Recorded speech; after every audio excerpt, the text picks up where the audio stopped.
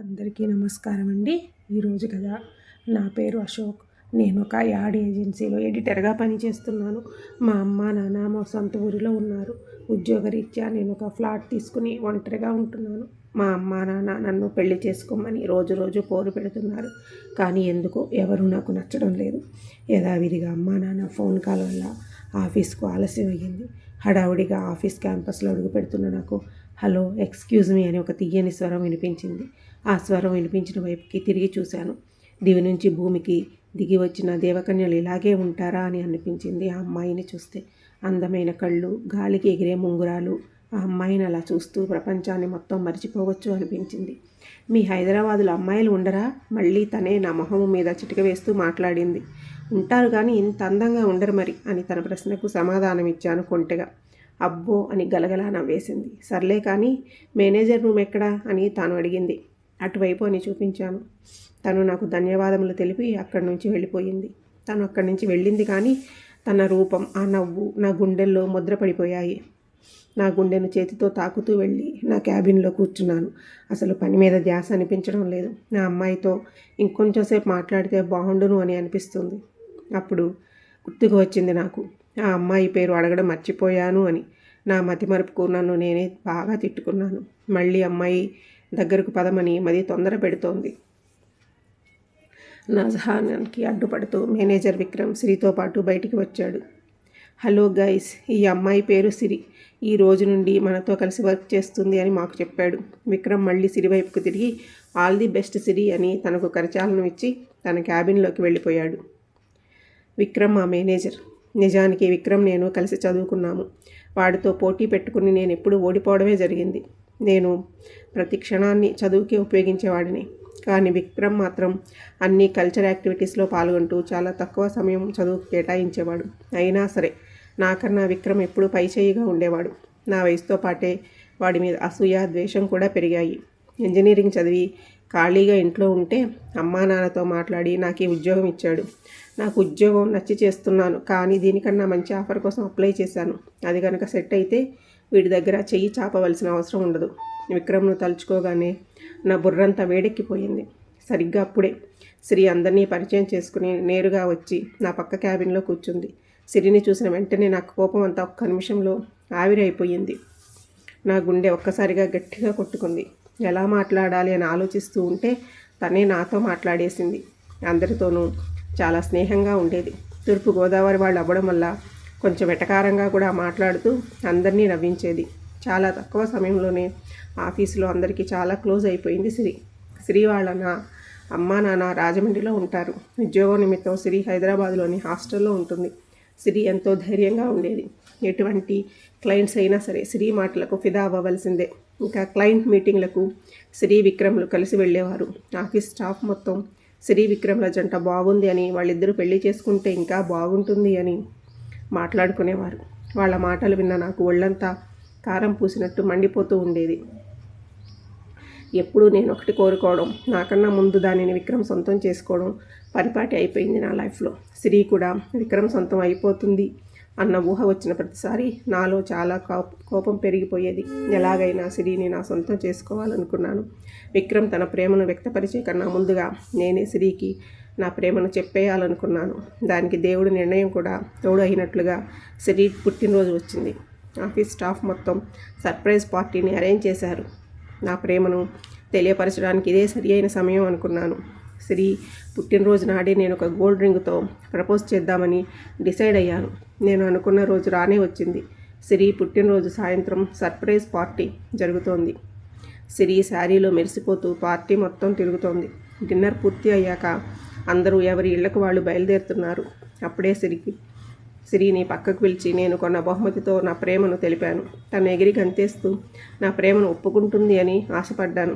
కానీ తను I'm sorry Ashok, నిన్ను ఒక ఫ్రెండ్గానే చూశాను, అయినా నాకు ఆల్రెడీ పెళ్ళి ఫిక్స్ అయిపోయింది అని చాలా తేలికగా చెప్పింది. ఎవరు, ఆ విక్రమేనా అని చాలా కోపంతో అడిగాను.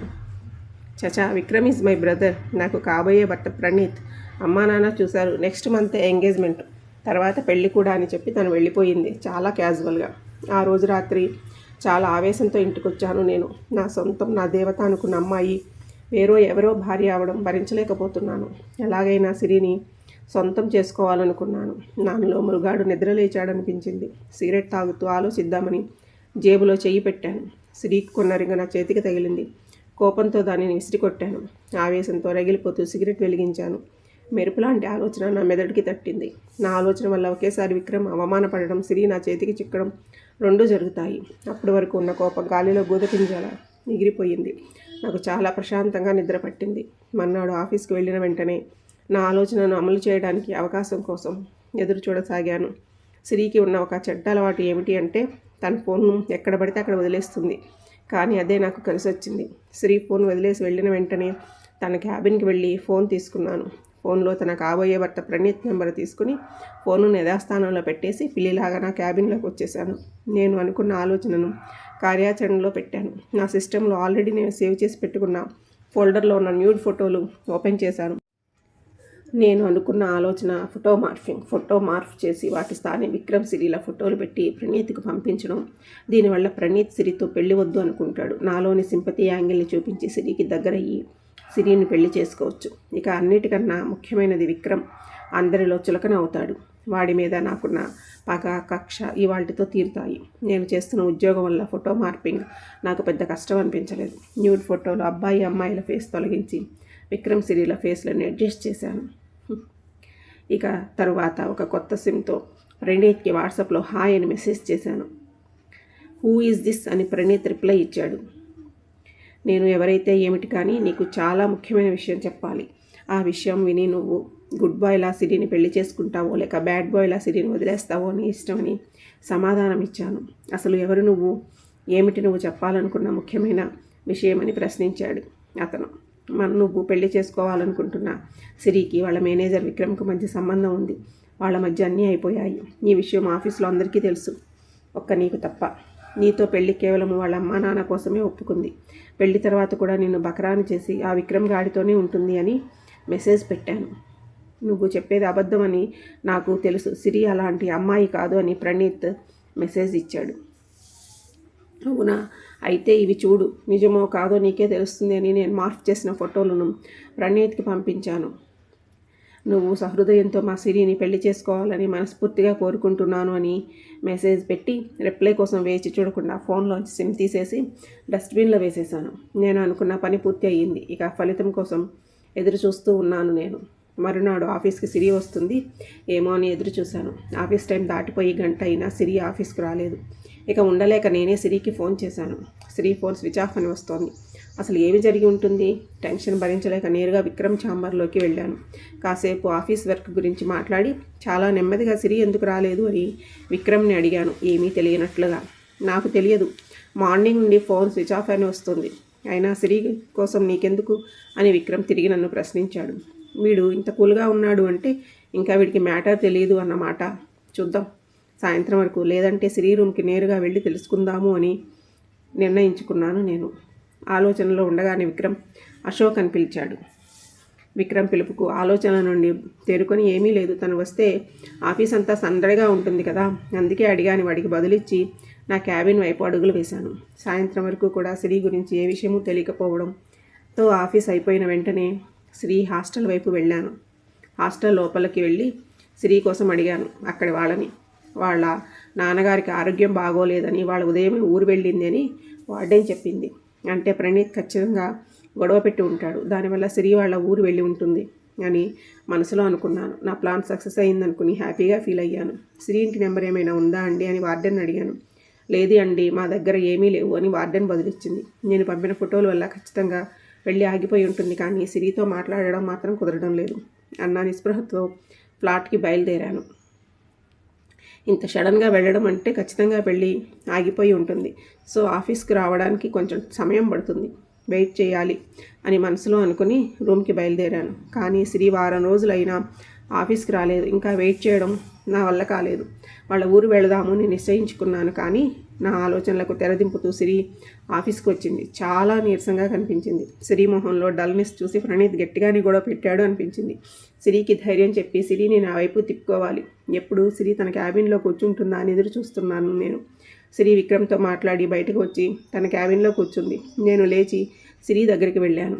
హాయ్ సిరి అని పలకరించాను. హాయ్ అని ముక్తసరిగా జవాబు ఇచ్చింది. నా వైపు తిరిగి చూడకుండానే, కనీసం నన్ను పట్టించుకోకుండా ఏవో పేపర్స్ చూస్తోంది. దీనికి నేను చేసిందే కరెక్ట్ అని మనసులో అనుకుని, ఇంతకీ పెళ్ళికి ఎప్పుడు పిలుస్తావు అని వెటకారంగా అడిగాను. పెళ్ళి క్యాన్సిల్ అయ్యింది అని చెప్పింది. నాకు తెలుసులే అని మనసులో అనుకుని, అయ్యో అవునా అని లేని ఆశ్చర్యాన్ని నటించాను. నీకు హ్యాపీయే కదా అని జీరబోయిన గొంతుతో అడిగింది. నాకెందుకు హ్యాపీ అని ఎదురు ప్రశ్న వేశాను, ఏమీ తెలియనట్టుగా.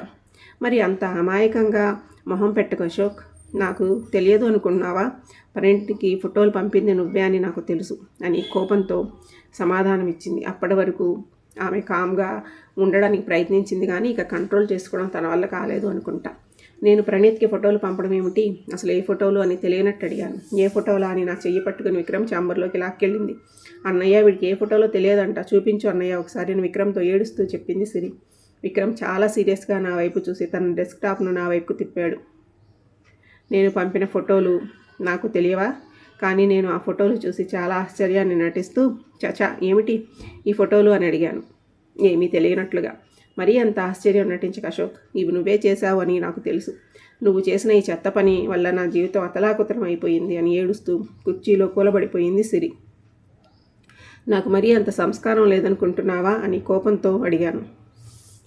నీకు సంస్కారమే కాదు, సిగ్గు కూడా లేదు. నువ్వు చేసిన ఈ చెత్త పని వల్ల సిరి అమ్మా నాన్న ఆత్మహత్య చేసుకున్నారు, నీకు తెలుసా అని కోపంతో గట్టిగా అరిచాడు విక్రమ్. నేనొకటి అనుకుంటే ఇంకోటి అయ్యింది అని మనసులో అనుకుని, అయినా ఈ ఫోటోలతో నాకేమీ సంబంధం లేదు అని తడబడుతూ చెప్పాను. నీ తడబాటే చెబుతోంది నువ్వు తప్పు చేశావు అని. అన్నీ బాగా ప్లాన్ చేశావు, కానీ మన ఆఫీస్లో సీసీ కెమెరాలు ఉన్నాయి అని మర్చిపోయావు. సీసీ కెమెరాలో నువ్వు చేసిన పని క్లియర్గా కనిపిస్తోంది. అలాగే ఈ సిమ్తోనే కదా ప్రణీత్కి మెసేజ్ పెట్టావు అని విక్రమ్ నా భుజం మీద గట్టిగా చెయ్యి వేసి చెప్పాడు. నిజం తెలిసిపోయింది, ఇక వాదించి లాభం లేదు. అందుకే నా నైజాన్ని మార్చి అంటే సిరికి నేను నా ప్రాణం కంటే ఎక్కువగా ప్రేమించాను. సిరి వేరే వాడిని పెళ్లి చేసుకుంటోంది అంటే తట్టుకోలేక ఇలాగా, అయినా ఇంత చిన్న విషయానికి ఆత్మహత్య చేసుకుంటారా అని నీళ్లు నమిలాను. ఇది చిన్న విషయమా? ఒక అమ్మాయి మనానికి సంబంధించినది. అసలు ప్రేమ అంటే అర్థం తెలుసా నీకు? నువ్వు పంపిన ఫోటోలు ప్రణీత్ సిరి తల్లిదండ్రులకు చూపించాడు. సిరిని వాళ్ళ తల్లిదండ్రులను అనరాని మాటలు అన్నారు. ఇలాంటి సంబంధం చూపిస్తారా అని కోపంతో ఆ ఫోటోలను బంధువులందరికీ పంపాడు. బంధువులు అందరూ సూటిపోటి మాటలతో సిరి కుటుంబాన్ని తలెత్తుకోకుండా చేశారు. అవమాన భారంతో కుంగిపోయిన ఆ అమాయకపు తల్లిదండ్రులు ఇద్దరు సిరిని ఒంటరిదానిని చేసి ఆత్మహత్య చేసుకున్నారు. ఒక పక్క చేయని నేరానికి అందరి దగ్గర మాటలు పడుతూ మరో పక్క తల్లిదండ్రులు మరణం సిరిని ఎంత కుంగదీశాయో నీకు తెలుసా అని ఆవేశంతో గట్టిగా మాట్లాడుతున్నాడు విక్రమ్. అది కాదు విక్రమ్ అని నేను మాట్లాడేలోపు నా చెంప చెల్లుమనిపించాడు విక్రమ్. నేను అంటే నీకెందుకురా అంత కక్ష అని గట్టిగా అరిచాడు. అవునురా, నువ్వంటే ద్వేషమే నాకు. చిన్నప్పటి నుండి నావి అనుకున్నవి అన్నీ నువ్వు లాగేసుకుంటున్నావురా. నేను కష్టపడి చదివితే ఏమీ చదవకుండా నువ్వే ఎక్కువ మార్కులు తెచ్చుకునేవాడివిరా. అందరూ నిన్నే ఎప్పుడూ పొగిడేవారు. అందుకే నువ్వంటే నాకు అసూయ.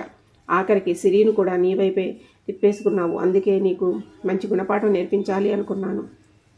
సిరిని నేను పెళ్లి చేసుకోవాలనుకున్నాను. అందుకే ఇలా చేశాను.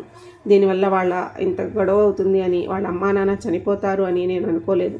నన్ను క్షమించు సిరి అని తడబడుతూ సిరికి క్షమాపణలు చెప్పాను. అసలు నువ్వు ఏ పని చేయకపోయినా నిన్ను ఎందుకు భరిస్తున్నానో నీకు తెలుసా? కేవలం మీ తల్లిదండ్రుల వల్ల. నువ్వు ఖాళీగా ఉండి చెడు అలవాట్లకు బానిస అవుతున్నావని మీ నాన్నగారు బాధపడితే నీకు ఏ పని రాకపోయినా నీకు ఉద్యోగం ఇచ్చాను రా. నీలాంటి వెధవలను ఎవరు పెళ్లి చేసుకుంటారు? ఇదిగో నీ ఆఫర్ లెటర్, వేరే కంపెనీకి అప్లై చేసావు కదా, రేపటి నుండి నీ సేవలను నా ఆఫీస్కే ఉపయోగించు అని విక్రమ్ గట్టిగా అరిచాడు. నిజమే, ఖాళీగా ఇంట్లో ఉంటున్న నన్ను విక్రమ్ పిలిచి ఉద్యోగం ఇచ్చాడు. నాకు ఫిల్మ్ ఎడిటింగ్ రాకపోయినా నా దగ్గరనే నాకు ప్రతిదీ వివరించాడు. ట్రైనింగ్ పీరియడ్ అని తను రాసుకున్న అందరికన్నా ఎక్కువ శాలరీనే ఇచ్చాడు. తప్పు చేశాను. శ్రీ విషయంలో కూడా చాలా పెద్ద తప్పు చేశాను. ఒక రాక్షసుడిలాగా ప్రవర్తించాను. నేను చేసిన పని వల్ల 2 నిండు ప్రాణాలు బలైపోయాయి. సరిదిద్దుకోలేని పెద్ద తప్పు చేశాను. శ్రీ కాళ్ళు పట్టుకున్నా తప్పు లేదు అని, నన్ను క్షమించు అని శ్రీ కాళ్లపై పడబోయాను. వెంటనే సిరి పైకి లేచి, నిన్ను జన్మలో క్షమించను. నిన్ను పోలీసులకి పట్టించి జైలు కూడా తినిపించాలి అని అనుకున్నాను. కానీ కేవలం నీ తల్లిదండ్రుల మొహాలు చూసి వదిలేశాను. బయటికి పో అని గట్టిగా అరిచేసింది. అది కాదురా విక్రమ్ అని నేను సారీ చెప్పేలోపు విక్రమ్ తన ఛాంబర్ డోర్ తీసి నన్ను వెళ్ళమన్నట్టుగా సైగ చేశాడు, చెయ్యి బయటికి చూపిస్తూ. నేను ఎంత పెద్ద తప్పు చేశానో నాకు అర్థమైంది. నా వల్ల సిరి తన అమ్మా నాన్నలను కోల్పోయింది, కానీ విక్రమ్ లాంటి మంచి స్నేహితుడిని సంపాదించుకుంది. నేను చేసిన తప్పుకు నా చెప్పుతో నేనే కొట్టుకోవాలి. పశ్చాత్తాపంతో నా కళ్ళ నుండి కన్నీరు కారాయి. అదే జీరబోయిన గొంతుతో నేను మారాను, కానీ మీరు నన్ను నమ్మే స్థితిలో లేరు. ఎప్పటికైనా విక్రమ్ మరియు సిరి మీరు నన్ను క్షమిస్తారని కోరుకుంటున్నాను. నేను మీ జీవితాల నుండి తప్పుకుంటున్నాను, ఇక సెలవు అని అక్కడి నుంచి నిష్క్రమించాను. లైఫ్లో మొదటిసారిగా విక్రమ్ లాంటి మంచి స్నేహితుడిని కోల్పోయినందుకు బాధపడుతున్నాను. కానీ నా వల్ల సిరి జీవితం చిన్నాభిన్నమైపోయింది. ఈ తప్పు సరిదిద్దుకోవాలి అనుకుంటున్నాను. ఈ తప్పు నన్ను జీవితాంతం వెంటాడుతుంది.